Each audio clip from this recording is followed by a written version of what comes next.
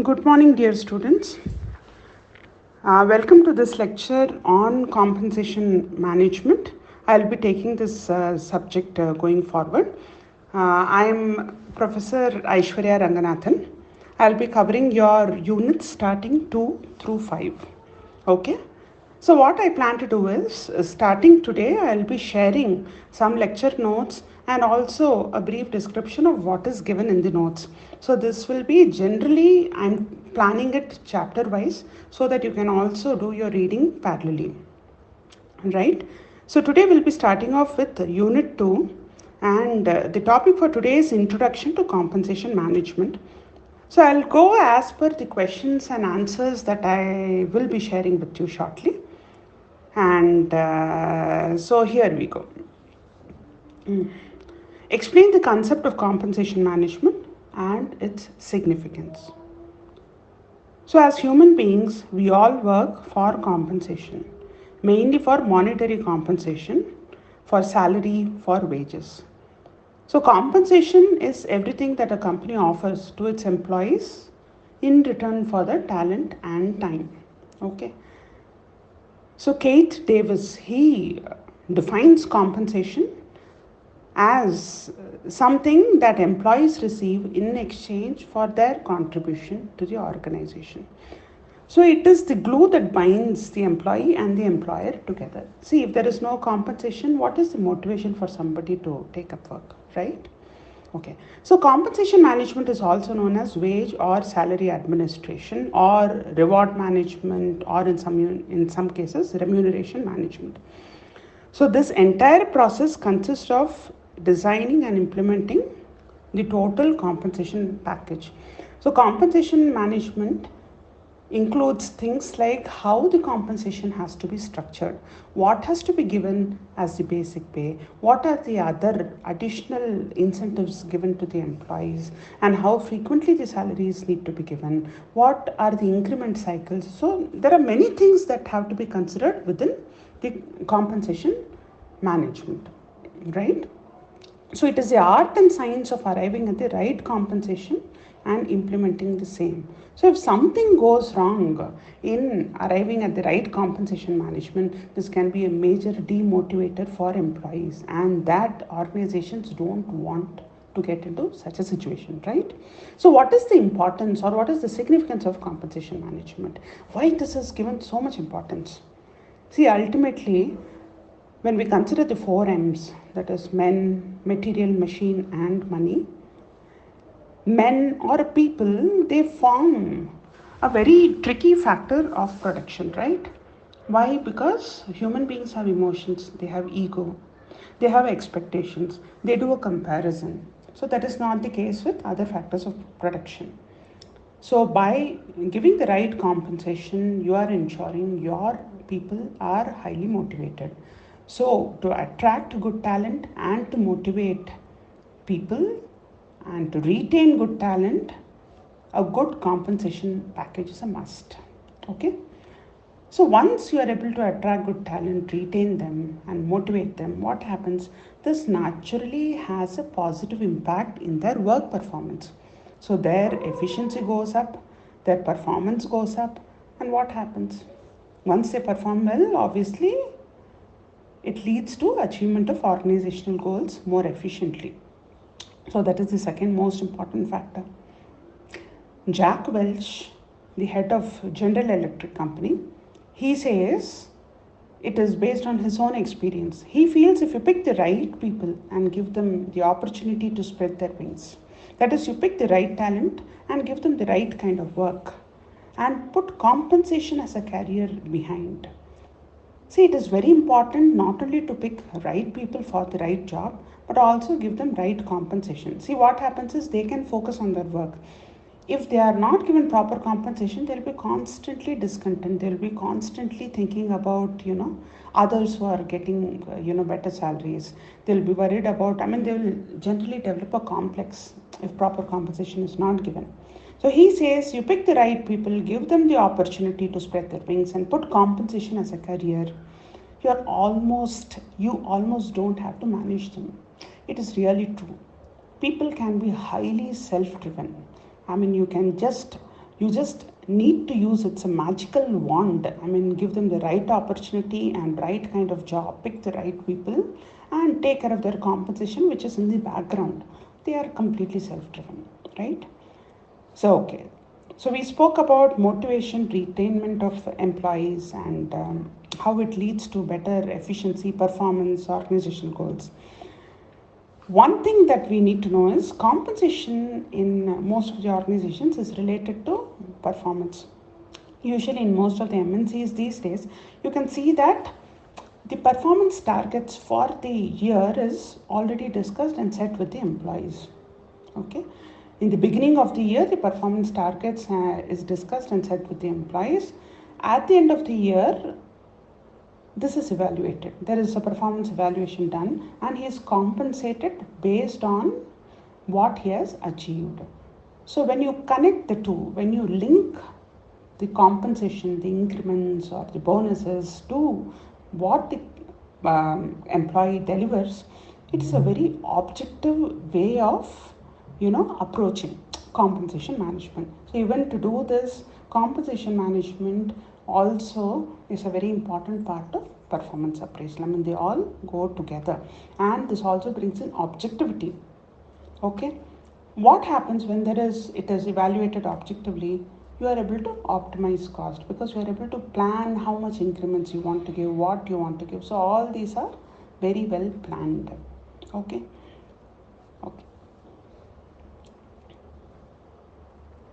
One more important thing is there are various labor laws and government regulations which have to be met.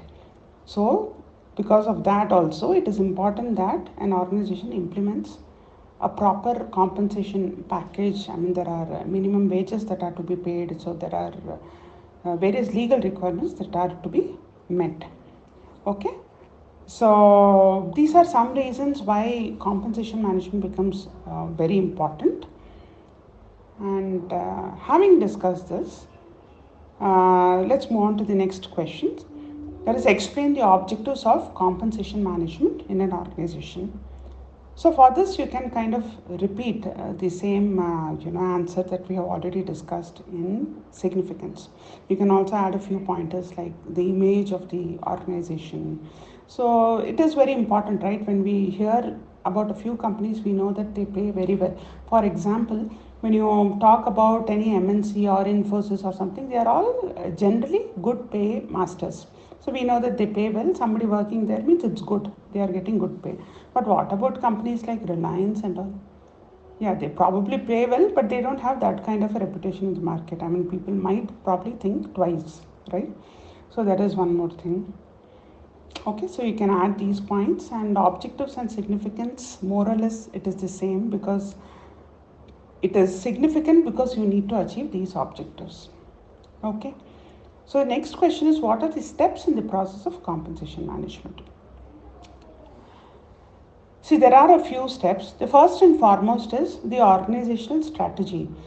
So what is organizational strategy? So an organization is formed to achieve a certain objective. I mean, year on year they have to achieve something, or it is established for an overall purpose. I mean, there is a vision statement, mission statement, and there is an year on year objective that is set. So the strategy basically talks about the broad plan as to how they want to achieve their goals on an annual basis, or how they want to move towards their vision and mission. Okay, the founder's vision and mission. So the overall strategy as to how they want to drive the business has a huge impact on the compensation management, on how they want to treat their employees, on how they want to compensate their employees. Okay, see, one important thing we need to remember is different companies are at different maturity levels. Okay, so companies which operate in different types of market or different products. I mean, you might have come across something called the Boston BCG metrics, Boston Consulting metrics. So what happens here is, different companies are at different maturity levels in terms of their own existence or the products that they are dealing with. So the compensation strategy has to differ. For example, if there is something like artificial intelligence, or even software. I mean, even 20 years back it was still relatively a new industry. So in such industries, the skills that you get from the market are little scarce, so you have to land up paying more to such employees who are highly skilled, who are skilled in newer technologies, and technologies which earn you a lot more money, I mean, which is fast growing, right? So similarly, there are companies which operate in more mature market. I mean, your oil and gas, petroleum, your steel company, they are all much more matured companies. So here the incomes and all are more or less stable. I mean, there is less scope for bargaining. Okay. And similarly, in organizations which are probably not doing that well, the textile industry and all. So I mean, you generally don't offer too much. I mean, companies don't offer very great packages to their employees. It's just about okay. So it depends on the industry they are in. It depends on what they are trying to achieve. It depends on how serious are they about retaining their employees and so on, right? Okay. So first is understanding the organizational strategy, current organization's strategy, its current position, and so on. The next is the compensation policy itself. So based on the framework of organization strategy, a written policy is arrived at. I mean, a policy is drafted. The compensation policy must specify various things as to what should constitute the employee's pay, base compensation, what are the incentives to be given, what are the various other benefits that should be given, and so on. For example, in call centers and in BPOs, the major component of their compensation is generally incentives. For a sales person, the major compensation has to be incentive. So there is less of fixed pay and there is more of variables. So these are the different things that are discussed while framing a compensation policy. The next step in framing in the process of compensation management is analysis of contingent factors. So various factors need to be kept in mind, like what is the current condition of human resource market in the country. Okay, cost of living. I mean, like if a person is being hired in a city like Bombay, obviously you have to make up for the cost of living. What is the level of economic development? What are the social factors? I mean, what is the role of trade unions? So the contingent factors play a very important role.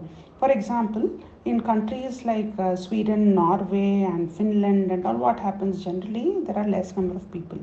So they pay a very high salary in comparison to labor intensive countries like India and Bangladesh. So we also get lot of work from these countries like US and other places because we are labor intensive. The labor is cheaper here, right? So you have to keep in mind these important factors. Of course, external factors are important, but also internal factors like the earning ability of the company, how well it is doing in the business, and whether you want to compensate people based on seniority, based on skills or performance. So all these are other factors that are considered. So the contingent factors will include both external factors and internal factors, which are more related to the company itself. Okay. So as a next step, there will be a decision taken on the fringe benefits. The fringe benefits are also set by the department looking after compensation management as per the job level, the experience level, and the performance. So many companies give meal facility, pickup and drop facility, insurance coverage. So all these indirect benefits that are given, they constitute the fringe benefits. Okay. Now once you have now analyzed where you want to go based on your organizational strategy, you have arrived at a compensation policy factoring the contingent factors. You have also discussed about what fringe benefits you want to give. So once this is all done, it is very important to formally design, get an approval on the policy and implement the same. So while implementing, it is very important that it is communicated. I mean, whatever benefits are given to the employees, they should be aware of it. So the personnel department or the HR department needs to make sure that the employees are aware of these benefits. So once this is implemented on a continuous basis, there has to be evaluation and review done. So, because as you understand, compensation can be a huge motivator, or it can pull or demotivate employees. I mean, suddenly if you see so many people leaving the organization once the policy is announced, you have to take a quick judgment call that things are not okay. They are probably not happy with certain factors. So you have to immediately take corrective actions. So continuous evaluation is also very important, and if this is implemented smoothly also, you should see what is the impact it has on the overall performance of the organization. So these are the various steps in the compensation management process. So these are the three main questions from exam point of view. But there is an additional question that I have included here. This also could be important, and anyway, even from knowledge point of view, you need to know this. So what are the different types of compensation in an organization? So in any organization, you have financial compensation and also non-financial compensation. That is the main categorization: financial, non-financial. Now within financial compensation, you have things like direct compensation and indirect compensation. So by financial compensation, we mean the kind of compensation which are given to employees which has a monetary impact to the organization. Okay. So direct compensation relates to direct money paid or transferred to the employees under various heads. Okay. Indirect compensation is a kind of compensation which is where money is not, or cash is not given to employees, but this has a monetary impact for the company.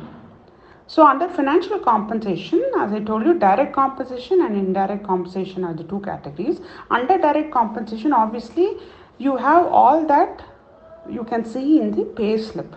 So one is the monthly salary or wage, the bonus, I mean occasional bonus or cash incentive that is given. Sometimes you have transportation allowance or car allowance that is given. Then you have medical reimbursements, so employees in various organizations can submit medical bills and claim cash. Okay, so this is also directly reflected in your pay slip. Then you have leave travel allowance, so you can claim leave travel, or even if you don't utilize these allowances, they will deduct tax at the end of the year and they will give it to you in cash form. But there are other allowances which are directly compensated to the employees. Okay. So these are the things which will appear in your pay slip from time to time. Some are more constant, like your salary and your, probably monthly factors like medical or LTA and so on. Now, indirect compensation, as I told you, this has a monetary impact on the organization, but this is not directly given as cash to the employees. So this could include some of these. One is insurance. So it is quite possible that a company covers its employees by default through a group insurance coverage. So health coverage or accident coverage that is given by the organization. Then there are organizations which have their own apartments, which have their own residential complexes, like government quarters that we can see. There are various bank quarters, and Reliance in Jamnagar, it has quarters for its employees. Okay, and you have seen DRDO quarters. So these are company leased accommodation. So this is not given in the form of cash to the employees, but employees can utilize this facility. Okay, next is the other example could be a car with driver. So employer might offer senior employees with car and driver facilities. Then retirement plans. So retirement plans is post the working age of the employees, regular income that people get. So there could be private plans that are entirely funded by organizations to support their employees. So this could be one. Then sponsoring tickets for various events. So I worked in organizations where they sponsor, or they reward their employees with tickets for IPL, musical shows and so on, right? Okay, then paid vacations. So for certain in certain organizations, there could be paid vacations. I mean, the company could actually sponsor tickets for the family and also accommodation, you know, to some vacation destination or so on. So this happens many times at senior level. Depends on the achievement of the employee and its impact it has on the profitability of the organization.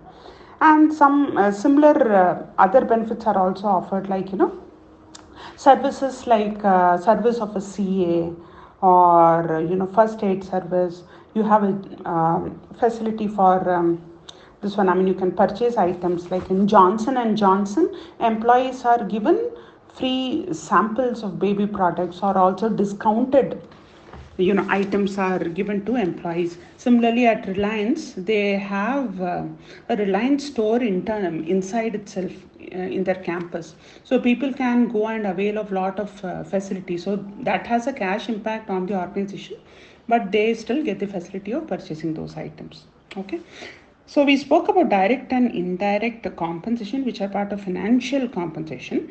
The other category is non-financial compensation. So this refers to compensating employees not in money form. So there is no monetary impact, but this has a huge impact on employees' morale or motivation. So some of the factors could include job security, recognition, appreciation at work, you know, and we're giving them more responsibilities and flexi timing. So now with this coronavirus, so many organizations are considering giving work from home, giving flexi timing, and extended benefit for women, and there are daycare facilities which can be utilized. So these are some facilities which act as a major motivation for employees, and they fall under non-financial compensation. Okay, students, with this we complete the first section on compensation management. In the next lecture, we'll talk about fringe benefits. Thank you so much.